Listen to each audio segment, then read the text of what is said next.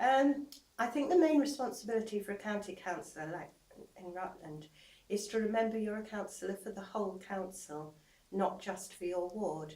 Clearly you've got responsibilities for your ward. In my case, for example, there are 5 parishes, so I make sure I go to the parish council meetings, I talk to people in the parishes, respond to queries and so on.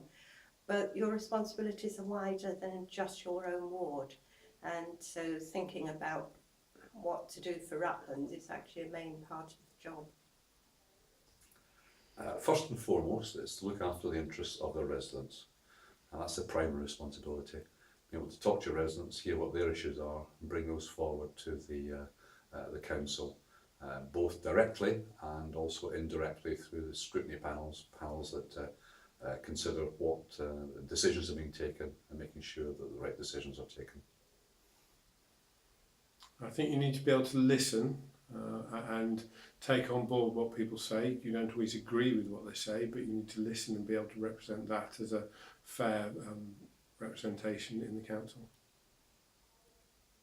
I think the most valuable skill is being able to read carefully and quickly. We have a lot of paperwork, and if you haven't read the papers carefully, you're likely to make a fool of yourself in the council chamber, which of course no one wants to do. But also it gives you, you're in a much better place, let me put it that way, to ask questions beforehand, so that when you come to say something publicly, it's grounded in solid knowledge. I think the most important thing is to be able to be level-headed and independent. It's very easy within wards for various groups to become polarised in their views, but you have to remember that there are many different views within a ward, many of them contradictory. You have to tread a path between the two to try and come to the best conclusion for the wider number of residents, not those which necessarily are at one polar extreme, who tend to, in the main, be the most vociferous. I'd say perseverance is the primary skill, patience, perseverance, to make sure that if things don't happen quickly in council, they can take very long periods of time. So you've got to make sure that if you're going to follow up something, that you're prepared to be patient, talk with people, create a consensus is one of the things I'd say. Work with other councillors, whether they're part of your party or not, it doesn't really matter. In Rutland, I think we all think of Rutland as one, and therefore it's important that we all get the right result for Rutland. I think retaining its independence is very important to Rutland. Balancing up the amount of housing that we have with the business development we need. We're always under financial pressure because of the funding that we get from national government. So we've got to really be able to fight our corner. So they're the things that really concern me for Rutland, making sure we get it right. That's quite an interesting question, and one that I've often been asked canvassing. You knock on the door and somebody who's kind enough to actually want to talk to you will say, oh, what are you going to change? I think, and I suppose my politics A-level helped quite a lot with pre-knowledge to this, but I would say that a lot of what local government provides in terms of services, in terms of laws, etc., they are very much governed by central government. So therefore those statutory obligations, I can't wave a magic wand and say, oh, I'm going to change this and it will be completely different.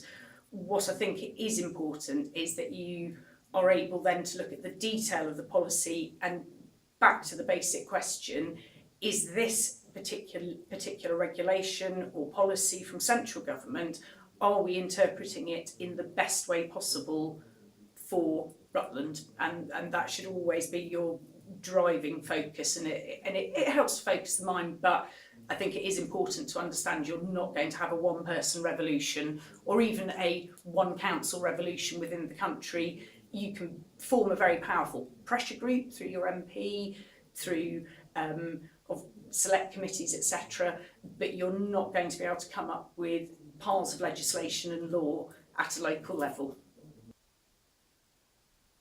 It's a pretty serious job. It's time consuming, but there are rewards in that if you do the job well, you will feel good in yourself because you've helped people, more than likely in your ward. They have to know what sort of commitment time-wise. I know in the past I've spoken to members who have stood and are no longer serving as members, who were told that it was half an hour once every 2 months. But it is a big commitment. It is a big commitment, and you become a public figure, and as a result, you have to try and find a balance between your private life and your life as a councillor. It's rewarding. It's worthwhile. It's an essential job that has to be done. It's protecting the interests of all Rutlanders, and that's valuable. But you can't do it on a half an hour a week.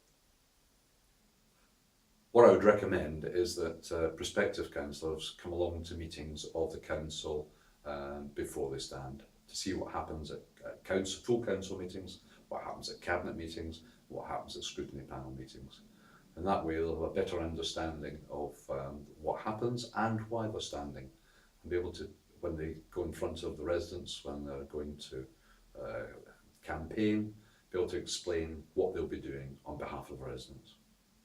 If someone wants to become a councillor, it's not to be taken lightly, because it is a relatively onerous task, but the more you put into it, the more you will get out of it, and the more enjoyment you will get out of it.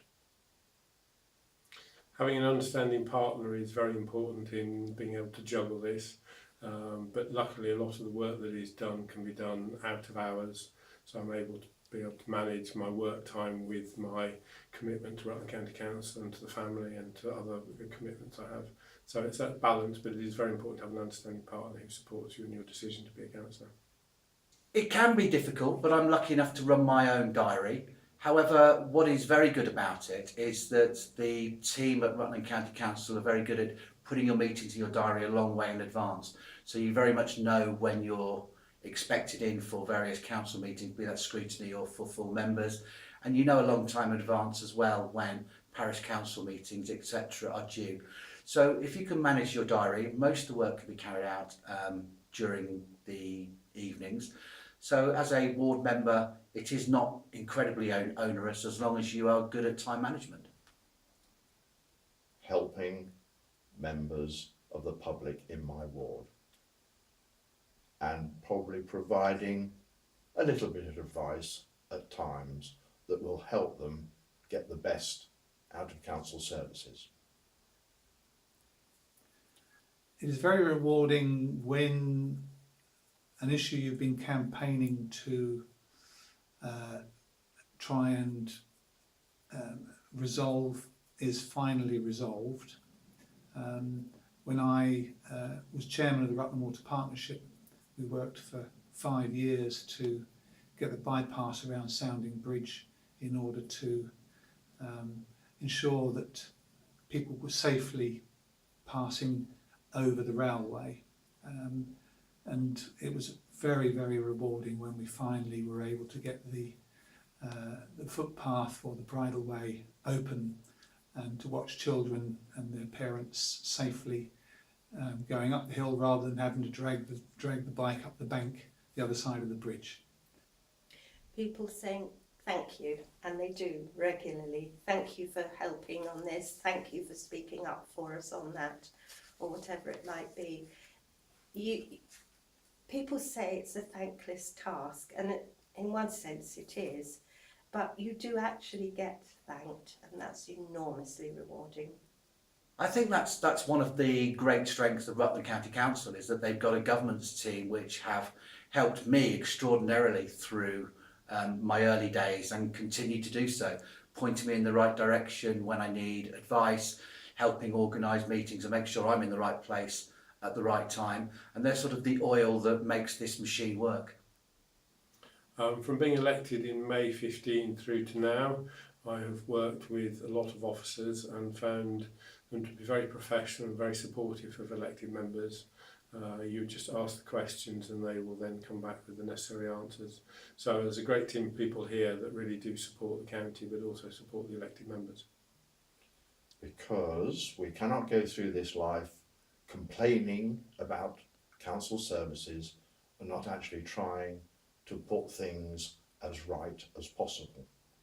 I've lived in Rutland since the early 60s, and so I'm here to put a little bit back into the enjoyment I've had out of living in Rutland.